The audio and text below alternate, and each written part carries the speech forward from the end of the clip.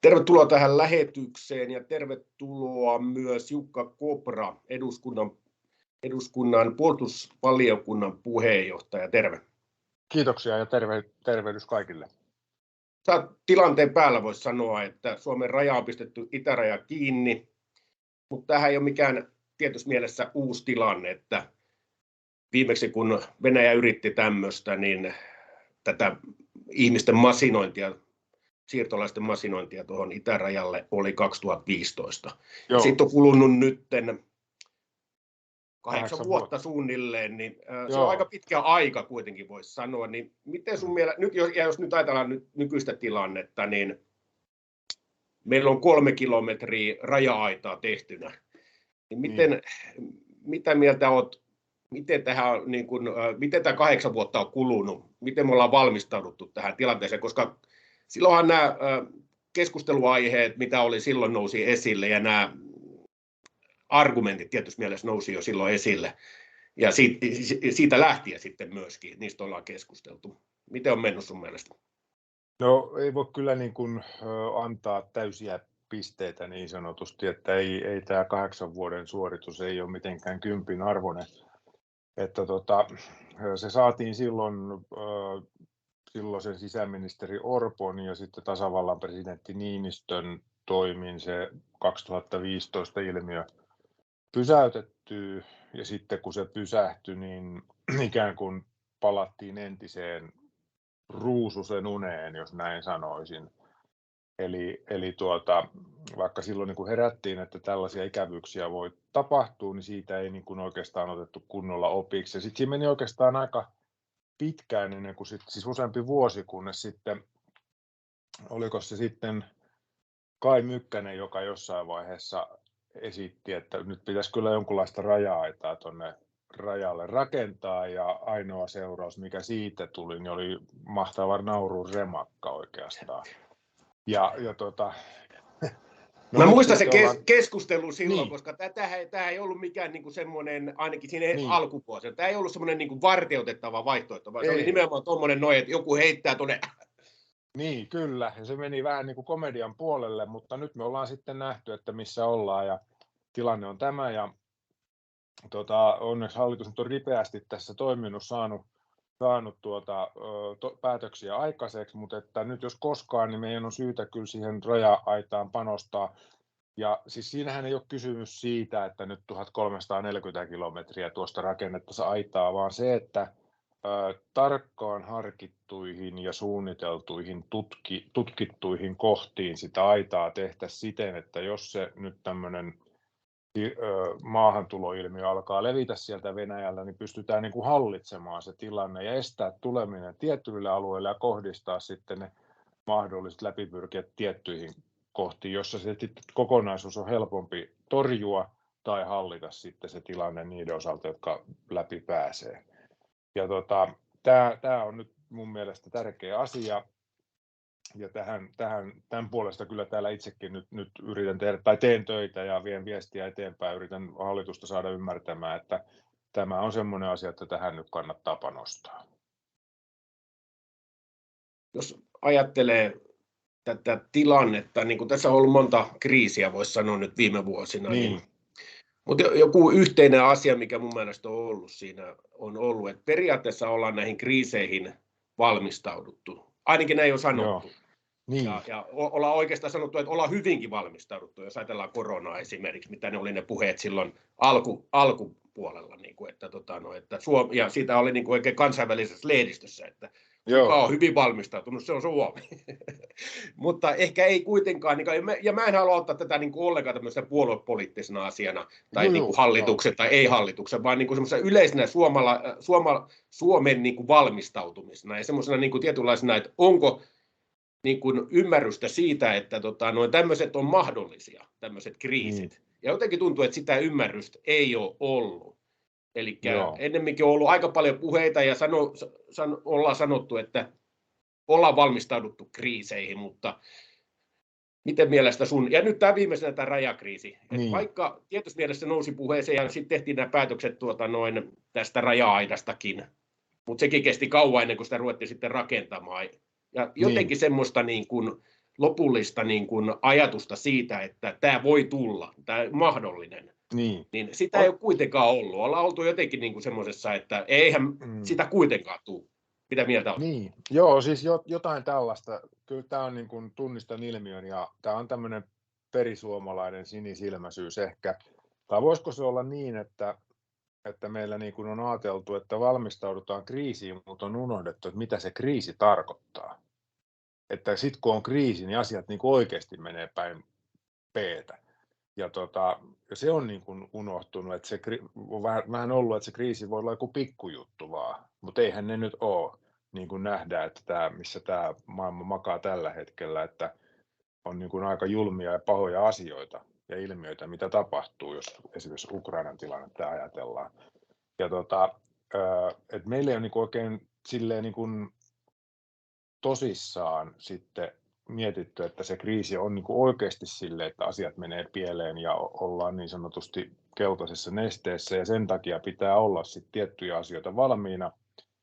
Ja vähän sitten suomalaisittain, kun me ollaan tällaista kuitenkin optimistista kansaa, niin me sitten ajatellaan, että no ei tässä nyt mikään kiire ole ja juuri tällä hetkellä ei nyt mikään meitä uhkaa, niin ei tässä ole mitään hätää näiden valmisteluiden kanssa. Mutta musta tuntuu, että tässä on kyllä nyt saatu hyvää oppia ja hyvä oppitunti näissä asioissa. Ja yksi osoitus siitä, että tämä oppi alkaa mennä perille, niin on se hallituksen ripeys tässä itärajan sulkemisessa. Että tämä kuitenkin tapahtui reilus viikossa sitten, kun kissa nostettiin pöydälle, vaikka tässäkin oli monta kierrosta, niin kuitenkin sitten kun alettiin tehdä, niin sitten kanssa rupesi tapahtumaan. Ja saatiin niin kuin millä tahansa mittapuulla mitattuna, niin aika järeä ratkaisu aikaiseksi, eli pantiin koko raja kiinni ennen kuin tavara oli niin sanotusti lentänyt tuulettimeen. Eli periaatekysymyksenä otettiin tämä ja päätettiin, että tämä ilmiö pysäytetään ennen kuin lukumäärät on niin suuria, että pystytään sitä enää hallitsemaan. Sitten. Niin siinä mielessä niin olet ihan oikeassa, että kyllä tässä on niin kuin opittu yhteiskuntana, tai on pitänytkin ottaa oppia, mutta että ihan niin kuin tässäkään ei niin kuin vuosien varrelta voi kyllä täysiä pisteitä antaa. Onko sun mielestä semmoinen, nämä instrumentit, mitä tämmöisten kriisien hallintaa, poliittiset instrumentit, niin onko ne olemassa? Tietysti mielessä aika monessa maassa esimerkiksi on tämmöinen turvallisuusneuvosto, joka niin kuin kokoontuu tietysti mielessä just tämmöisiä asioita käsittelemään, missä on niin kuin laajasti käsitellään erilaisia kriisejä. Sitten silloin myös niin kuin jonkinlaiset mahdollisuudet tehdä päätöksiä hyvin operatiivisesti.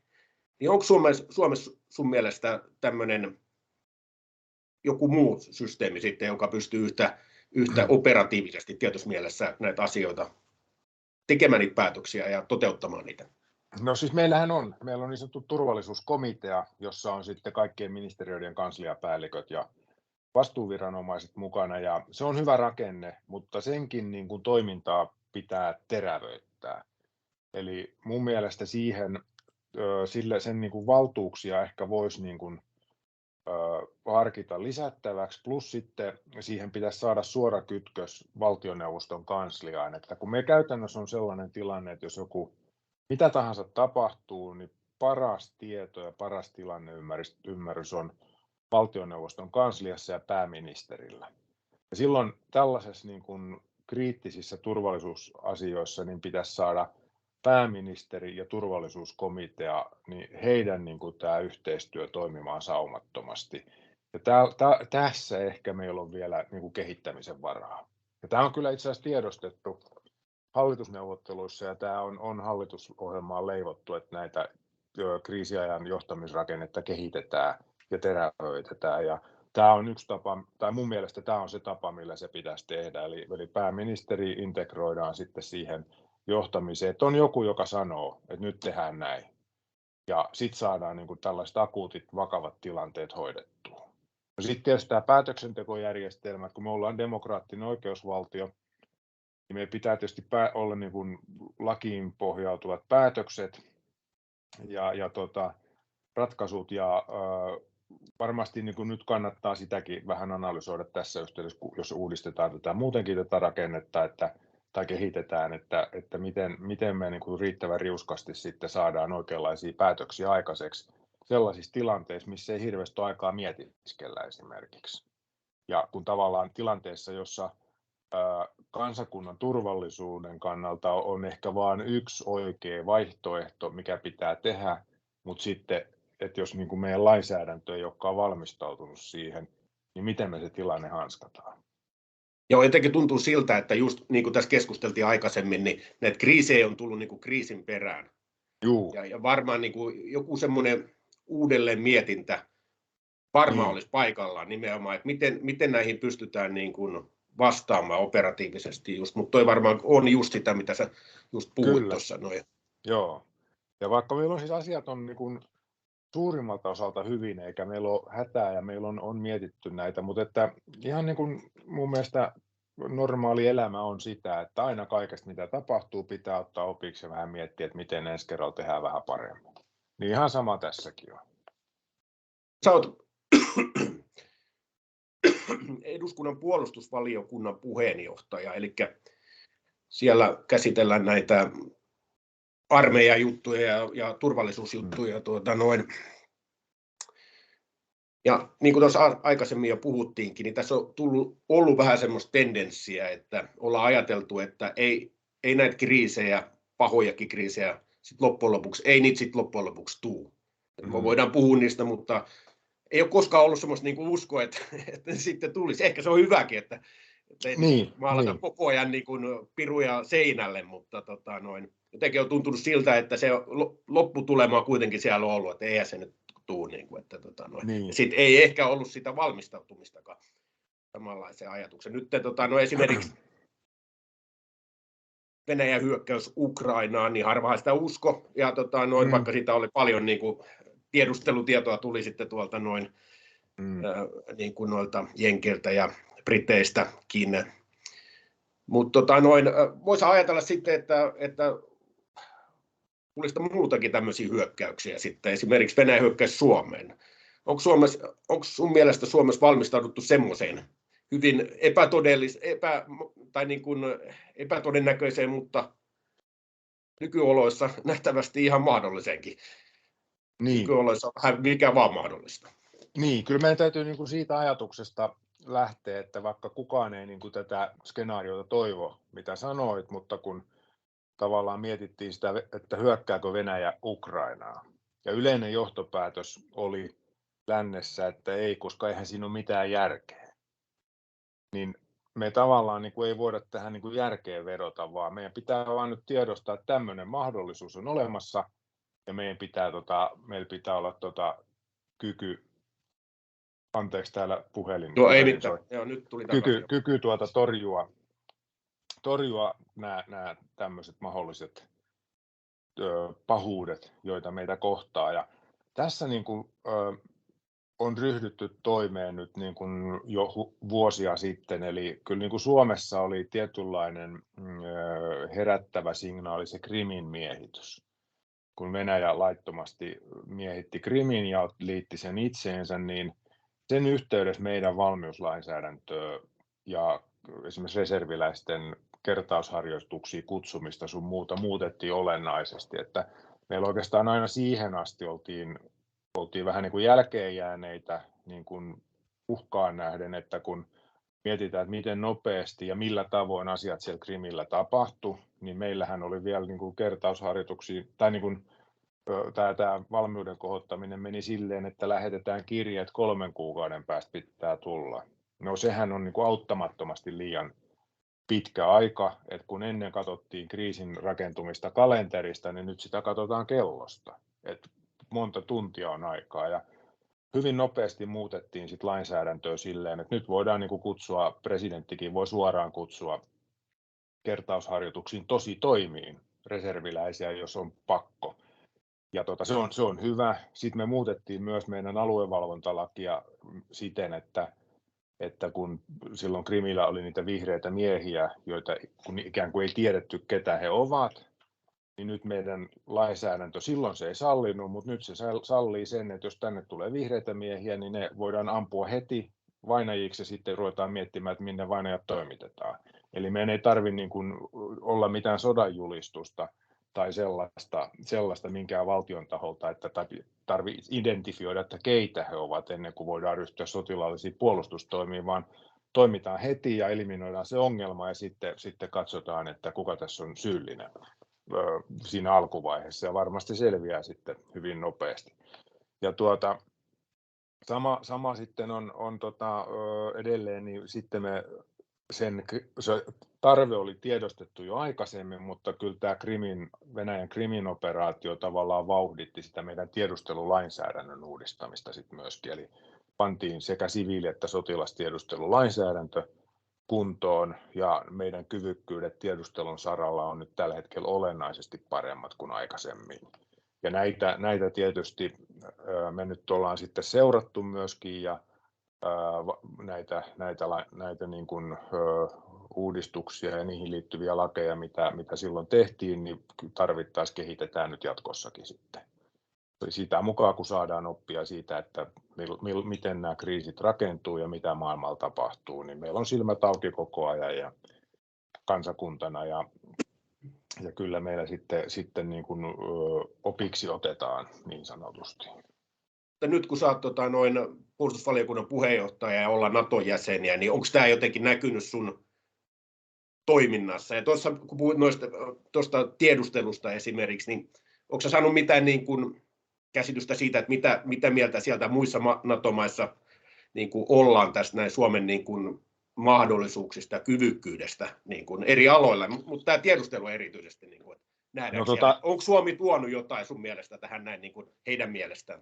Joo, siis tämä on hyvin oikein ajankohtainen hyvä kysymys, että nyt tämän NATO-jäsenyyden ja tilanteen myötä niin puolustusvaliokunnan rooli on muuttunut paljon kansainvälisemmäksi ja myöskin sellaiseksi, että me niin kuin seurataan meneillään olevia asioita enemmän. Että perinteisestihan valiokunta on ollut lakia säätävä tämmöinen toimielin, tai ei säätävä, mutta niin kuin lakiesityksiä käsittelevä ja niitä valmisteleva, ja sitten eduskunta tietysti täysistunnossa lait säädetään, mutta kuitenkin tuottanut sinne matskua, mutta nyt on paljon muuta tällaista tässä sivussa, ja nyt kun on vajaan puoli vuotta tässä ollut puheenjohtajana, niin jatkuvalla syötöllä meillä käy täällä liittolaismaiden edustajia perehtymässä asioihin, ja mä oon itse käynyt tuolla NATO-parlamentaarikkojen kokouksessa melkein kerran 2 kuukaudessa jossain ulkomailla, ja tarkoitus on tietysti, että me tällä tavoin sitten integroidutaan sinne NATO-rakenteisiin ja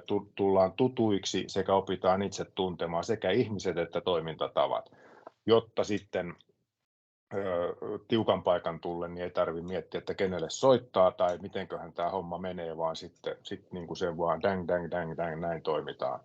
Tämä on se tavoite, ja sen takia me panostetaan sitten tähän kansainväliseen puoleen tosi paljon. Ja se selkeä viesti, mikä nyt on tullut näillä reissuilla, ja kun on tänne tultu meitä tapaamaan, niin siinä on muutamia sellaisia kiteytyksiä. Yksi on se, että minkä haluan aina sanoa, on se, että vaikka kuin ollaan NATO-jäseniä, kuin on DCA ja ne tuo meille lisäturvaa, niin oma puolustus pitää kunnossa itse. Se on se ensilinja meillä, se oma puolustus, ja siitä pitää huoli. Ja sitten kun juttelee näiden muiden maiden edustajien kanssa, niin jopa suorastaan hämmentää se kunnioitus ja arvostus meitä kohtaan. Eli meitä pidetään puolustuspoliittisena suurvaltana Euroopassa. Ja meidän kyvykkyyteen uskotaan, ja ne tunnetaan, sitä arvostetaan, että me ollaan pidetty asevelvollisuus voimassa, meillä on hyvä reserviläisjärjestelmä ja maanpuolustus on koko kansan asia, meillä on tämä kokonaisturvallisuuskonsepti. Kaikki muut NATO-maat haluavat oppia tästä lisää, ja käytännössä ne maat, jotka nyt on esimerkiksi asevelvollisuudesta luopunut, niin ne kun rakentaa sitä omaa kyvykkyyttä, niin ne ottaa meistä mallia. Ja se näin suomalaisena, kun on tottunut olemaan vaatimaton, niin sitä välillä ihan punastuu siellä, kun niin kovin. Kyllä se lämmittää sydäntä aina suomalainen. No kyllä. Mitä ne nyt meistä ajattelee? Mutta niin kyllä, niin kuin me mietitään, että mitä ne nyt meistä ajattelee, mutta kyllä täytyy sanoa, että tässä maanpuolustusmielessä niin meistä ajatellaan liittolaismaiden keskuudessa pelkkää hyvää. Se on mukava ollut huomata. Joo, tosi hyvä. Mutta tuossa jo vähän puhuitkin jo tuosta, että nämä tilanteet saattaa hyvin nopeasti muuttua ja tarvitaan nopeita niin kuin päätöksiä. Mutta jos ajatellaan sitä Ukrainankin niin kuin sitä alkutilannetta, niin se oli tämmöinen nopea hyökkäys, jolla pyrittiin niin kuin tämmöisellä ylivoimaisella voimalla nopeasti etenemään. Tämä oli sitten suomalaiset asiantuntijat, sotilaat sanoivat, että tämä on just se, mihin ollaan täälläkin valmistauduttu. Niin. Mutta siitä huolimatta, niin kun, nyt jos katsoo, miten tämä sota on kulkenut ja miten se nyt nimenomaan esimerkiksi on, mutta jo alun pitäenkin, niin yksi asia, mikä sieltä nyt pistää esille ja jonka luultiin olevan jo menneisyyttä, on tämä linnoittautuminen. Jonka, jos katsotaan sitä Donetskin esimerkiksi rintamaa siellä, mikä se oli jo silloin ennen tätä sotaa, silloin kun oli tämä kuitenkin Donetskin alue oli vallattu, niin ja siellä ukrainalaiset oli tehnyt niin kuin monen vuoden aikana linnoiteketjun sinne, niin, ja sehän ei ole vieläkään oikeastaan siirtynyt siellä mihinkään se raja siellä, niin toisin kuin sitten siellä niin Krimin puolella, missä ei ollut semmoisia linnoituksia, joissa nähtävästi sitten jo jonkinlaisen petoksen vuoksi, maanpetoksen vuoksi jopa niitä, ei ehkä linnoitteita, mutta näitä miinoituksia purettiin sitten siellä. Joo. Niin, mitä mieltä olet tuossa Suomen Washingtonin Yhdysvaltain lähettiläs joku aika sitten heitti tämmöisen ajatuksen, että Suomenkin itäraja pitäisi linnoittaa. Mitä mieltä olet tämmöisestä ajatuksesta? No luin saman jutun ja Hautalan Mikko on hyvä. Venäjän kävijä ja tuntija. Juu, taitava strategiataktikko ja ymmärtää asiat laajalti ja ehkä kuitenkin laittaisin tämän koko itärajan linnoittamisehdotuksen nyt tämmöiseen lennokkaaseen keskustelun herättämislaatikkoon, että hän ehkä halusi nostattaa keskustelua tällä, että se olisi aika hankala operaatio ruveta koko itärajaa linnoittamaan. Ei koko itäraja tarkoittanutkaan, vaan esimerkiksi tästä Saimaasta tuohon Suomenlahteen. Niin, no joo. Niin kuin se kaikkein haavoittuvin paikka varmastikin, ja missä oli Salpalinjankin suurimmat linnotteet juuri sillä paikalla. Kyllä, joo. Ja jos muistellaan sitä Salpalinjaa, niin taitaa olla edelleen niin kuin yksi Euroopan suurimpia yksittäisiä rakennusprojekteja. Ja jos mietitään, että mitä se on silloin maksanut, niin ei se kyllä tänä päivänä yhtään se halvempaa ole. Eli tässä tulee nyt vähän niin kuin yksi reunaehto tälle ajatukselle. No meillä on sitten niin kuin sitä aitaa siellä, se on eri juttu. Että se on niin kuin joukkojen hallintaa, mutta sillä ei niin kuin sitten on maanpuolustuksellista merkitystä varsinaisesti, mutta se on totta, että tämä sota on osoittanut, että taitavalla linnoittautumisella ja aika perinteikkäälläkin linnoittautumismenetelmillä niin pystytään niin kuin pysäyttämään se hyökkäjän eteneminen, ja kyllähän tästä täytyy opiksi ottaa se, että kannattaako niitä hirveästi rakentaa niitä linnoitteita valmiiksi sinne jonnekin. Niin se ehkä kannattaa sotilaallisesti arvioida, koska itse olen pesukestävä siviili, mutta mun niin kuin silmään se niin kuin silleen iskee, että jos niin kuin etukäteen tietää, missä ne linnoitteet on, niin sitten se hyökkääjä voi suunnitella toimintansa silleen, että ei se ainakaan sinne lähde sotimaan, sitten missä niitä linnoitteita on. Eli tavallaan ne voi kiertää. Näinhän tapahtui esimerkiksi toisessa maailmansodassa, ja kun saksalaiset kiersivät Maginot-linjan aika taitavasti ja näin, mutta sen sijaan niin pitäisi olla kyllä niin kuin kyvykkyys tehdä hyvin nopeasti sellaisia linnoitteita niin kuin niihin tilanteisiin ja sijainteihin ja suuntiin, mitkä on sitten akuutteja. Ja kun me katsotaan toimintaa tuolla Ukrainassa esimerkiksi Venäjän toimesta, niin hehän niin kuin hyvin nopeasti pysty tekemään. Nimenomaan, jossain kuukausi tai sanotaan puolessa vuodessa hyvin mittava Surovikin linjan sinne rakensi. Kyllä, ja se oli niin kuin ovela suoritus, ja jopa siinä määrin ovela, että kun sitten täällä Suomessa ja lännessä havaittiin, että tällaista sinne rakennetaan, niin jälleen kerran niin kuin jotkut taisi vähän naureskella sille asialle. Kunnes sitten totuus valkeni, kun Ukraina yritti niitä läpäistä, niin se ei sitten niin onnistunutkaan. Ja toi on sellainen, mistä varmasti kannattaa meidänkin opiksi ottaa. Niin, suakin varmaan asut Lappeenrannassa, niin kuin minäkin, ja Tästä ei ole rajalle kuin noin parikymmentä kilsaa, että jos ajatellaan niitä nopeuksia, joilla tuommoinen noin mekanisoitu kolonna niin kuin nykyään etenee, niin olisi hauskaa, että siinä edessä olisi jotain noin. Joo, no mutta kyllä meillä siis silleen, ei me nyt ihan niin kuin tumput suorana tietenkään olla Suomessa oltu, että kyllä niin kuin tämmöinen mahdollisuus on meidän puolustussuunnittelussa huomioitu tietenkin. Että siinä suhteessa en nyt ole äärimmäisen huolestunut siitä, että baana olisi vapaa, vaikka siellä nyt hyvää moottoritietä onkin. Tuossa sitten tietysti, minkä tämäkin tilanne on nyt sitten tuonut esille, että onko, niin kuin, että mikä se on se uusi Venäjä sitten? Jotenkin tuntuu siltä, että nyt ollaan, niin kuin, moni on sen kysymyksen äärellä, eikä oikeastaan mietitty sitä, että mikä se on se uusi Venäjä, miten meidän pitäisi suhtautua siihen, niin, koska nyt Venäjä säilyy tuossa kuitenkin, ei lähde tuosta naapurista mihinkään, niin kuin aina todetaan se tietysti, että, mutta se pitää olla jonkinlainen uusi suhde, ainakin nyt näillä näkymin, eihän sitä tiedä, tässä on nopeita muutoksia tapahtuu. Mikä sun mielestä se pitäisi olla nyt sitten? No tietysti niin kuin, kyllä näin niin kuin naapurina toivon, että asiat olisivat niin, että me oltaisiin niin kuin hyviä toisiamme kunnioittavia naapureita, rauha vallitsisi ja Venäjä ei tekisi tuollaisia hirmutekoja missään, niin kuin se Ukrainassa tekee, vaan kunnioittaisi naapureitaan myös siellä.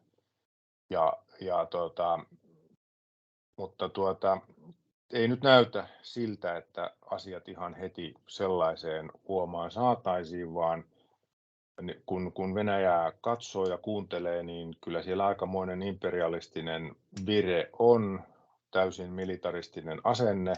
Kansakunta on agitoitu vihaamaan tai agitoidaan vihaamaan länttä. Tolkutetaan joka paikassa, että NATO on heille uhka ja voi hyökätä. No eihän NATO mihinkään voi hyökätä, se on käytännössä mahdottomuus ja jokainen, joka asiaa niin kuin haluaa ymmärtää, niin tajuaa sen, mutta yhtä kaikki tällaisia satuja siellä kansalle sitten uskotellaan ja siellä valitettavan moni niitä uskoo. Ainakin päätellen niistä raporteista, mitä nyt saa sieltä Venäjältä, että kyllä tällä sodalla ja Venäjän imperiumin kunnialla ja laajenemisella on laaja kansan tuki. Ja se, jos mikä on huolestuttavaa, ja siksi meidän pitää varautua myös pahimpaan vaihtoehtoon. Ja se paha vaihtoehto on se, että Venäjä jossain vaiheessa kokee olevansa niin vahva ja voimakas, että se haastaa myös NATOa ja sitä, että pystyykö NATO soveltamaan 5. artiklaa Venäjää vastaan. Että tämän niin kuin tason uhka sieltä voi olla tulossa, mutta jos me teemme täällä oikeita asioita ja otamme tämän tosissamme, niin me pystymme luomaan sellaisen kynnyksen ja pidäkkeen, että myös venäläisellä järjenjuoksulla toteavat, ettei se kannata. Ja tämä on se meidän haaste tällä hetkellä. No, sä oot eduskunnan puolustusvaliokunnan puheenjohtaja ja tietysti olet puolustusvoimien kanssa paljon tekemisissä sitten. Mutta onko sun mielestä Suomessa nykyään niin kuin teille esimerkiksi tarjolla semmoista tietyssä mielessä puolueetonta tietoa? Koska mulla on jotenkin tullut semmoinen tuntuma, että kun puhutaan puolustusvoimista, maanpuolustuksesta, turvallisuusasioista, niin vähän kaikki, jotka on asiantuntijoita tässä asiassa, ne on joko puolustusvoimien kantahenkilökuntaa, puolustusvoimista EVP:nä niin kuin eronneita tai jollain tavalla kytköksissä puolustusvoimiin. Ja en niin kuin yhtä aseta kyseenalaiseksi sitä, että ei puolustusvoimat olisi niin kuin asiantuntija omissa asioissaan tietysti, mutta usein on myöskin niin, että pitää saada tietynlainen niin kuin puolueeton tai riippumaton näkökulma asioihin, johonkin esimerkiksi hyvin teknisiinkin asioihin, ja myöskin ihan puolustuspoliittisiin ja geopoliittisiinkin asioihin tietyssä mielessä. Niin onko sun mielestä, ja jos nyt ajatellaan sitten puolustusvoimia ja siihen liittyviä tätä asiantuntija niin kuin, piiriä tietyssä mielessä, niin puolustusvoimathan ja upseeristo on hyvin tämmöistä kollegiaalista ja se on tietynlainen korporaatio, joka niin kuin korporaatiot, siellä on se niin kuin ryhmähenki ja tämmöinen näin, niin onko sun mielestä esimerkiksi, nyt kun sä oot tuommoisessa asemassa, niin pystytkö sä tekemään päätöksiä jonkun objektiivisen tiedon pohjalta, etkä pelkästään sen tiedon pohjalta, minkä sä saat puolustusvoimalta, vai näetkö sä, että tämä on ylipäätään niin kuin jonkinlainen ongelma Suomessa? No, se ei varmasti ole ongelma, kun tiedostetaan tämä asia, mutta olet ihan oikealla jäljellä, että meidän pitää ymmärtää, että just nämä riippuvuudet, mitä kuvasit, plus sit se, että huomioidaan, että Suomi on tosi pieni maa, niin meillä on riski siihen sisäänpäin lämpiävyyteen, ja se on tietysti pahaa myrkkyä, jos ei tajuta sitä, koska silloin voi tulla väärä niin kuin hyväuskoisuus niihin omiin suorituksiin, vähän mitä tuossa alussa viitattiin tähän huoltovarmuuteen ja tällaiseen liittyen. Ja sen takia niin tämä pitää tiedostaa, ja meillä on kyllä riippumattomia tutkimuslaitoksia, ulkopoliittinen instituutti ja niin edelleen, jotka ainakin niin kuin palkanmaksumielessä ja näin ja johtamismielessä on täysin irrallaan niin kuin muista rakenteista just sen takia, että ne pystyy antamaan sit riippumattomia lausuntoja ja olemaan vahvasti myös eri mieltä tarvittaessa. Ja se on niin kuin tärkeää, että meillä on tällainen viritys, ja myös se on tärkeää, että meillä käydään sitä keskustelua ja meillä on sellainen ilmapiiri, että vaikka nyt olisikin sitten sidoksissa PVn-organisaation tai muuhun maanpuolustusrakenteeseen, niin sen meidän niin kuin ilmapiirin pitää olla se, että ihmiset uskaltaa ja voi olla eri mieltä, jotta sitten saadaan erilaiset ajatukset. Ja sitten niin kuin erilaisia ajatuksia ei pidä pelätä, eikä niistä tarvitse riidellä, ne pitää huomioida, ja sitten niin kuin ne yleensä avartaa katsantokantaa, ja niistä sitten niitä hyviä päätöksiä syntyy. Ja sitten tietysti niin yksi vaara on se, että jos niin kuin keskenämme niin kuin vaan puuhastellaan, niin sitäkin kautta, kun ei ole mitään vertailukohtaa, niin voi syntyä sellainen valheellinen tyytyväisyyden tunne, mutta kyllä tässä nyt sitten, kun ollaan harjoituksissa ja operaatioissa näiden meidän liittolaisten kanssa, niin kyllä ne käytännön kokemukset on osoittaneet sen, että tämä meidän systeemimme on hyvä ja se pystyy itseään korjaamaan, ja meidän niin kuin esimerkiksi reserviläiset vastaa mennen tullen minkä tahansa ammattiarmeijan rivisotilaita ja ovat parempia. Että kyllä meillä on olennaisia vahvuuksia tässä hommassa. Yksi meidän vahvuus on myös sitten tämä yhtenäisyys ja pienuus, että taitaa olla niin, että Suomessa maanpuolustustahto on korkeampi kuin missään muussa esimerkiksi Euroopan maassa tai länsiliittouman maissa. Joo. Mä ajattelin sitä, että ulkopoliittinen instituutti ei ehkä ole just ihan armeijaan ja näihin niin konkreettisesti niin, että pitäisikö olla jonkinlainen semmoinen vähän samanlainen niin kuin tutkimuslaitos, joka ei olisi niin kytköksissä puolustusvoimiin tietyssä mielessä. Niin, toi on hyvä kysymys, joo. Täytyy ihan ottaa pohdintaan, että miten me voitaisiin leventää tätä, että varmasti niin kuin erityyppiset ajatukset saa niin kuin mahdollisuuden tulla kuulluksi. Selvä, kiitos. Erittäin mielenkiintoinen keskustelu. Ja joo. Toivotan jaksamista. Siellä teilläkin on varmaan kiitos. Paljon nyt, niin kun tilanne on päällä niin sanotusti. No kyllä tätä hommaa riittää, mutta ei mitään. Suomi voittaa. Yes, kiitoksia. Terve. Yes, morjes. Moi.